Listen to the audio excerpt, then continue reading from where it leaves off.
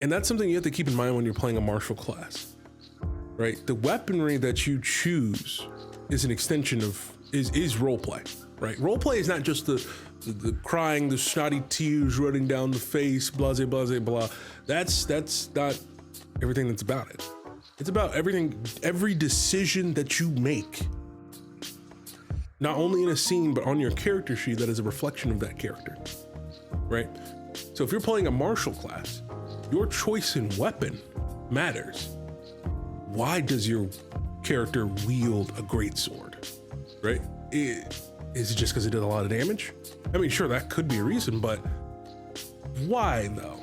What does it say about someone who wields such a massive weapon that is so obvious it's not concealable, right? As compared to someone who uses a dagger that they keep hidden upon themselves, right? For quick and fast strikes. You should be treating your weaponry, your fighting style, what you do in combat the same way that a spellcaster picks their spells.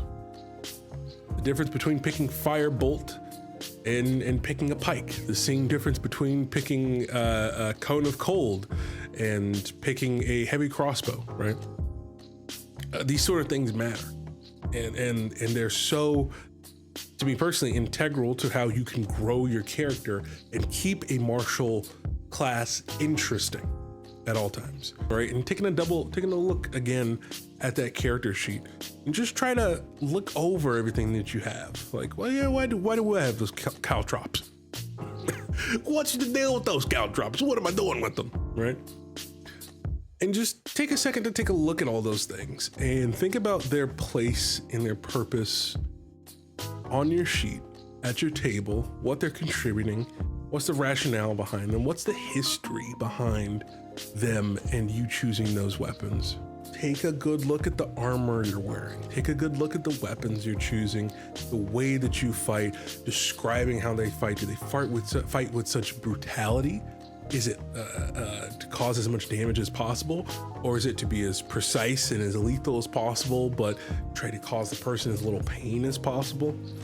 So maybe when you describe a moment when they're angry and then they're just viscerally lashing out and, you know, aiming for the gut and aiming for all these places that wouldn't kill immediately, you can tell that something's off and there's a rage there that is not normally there.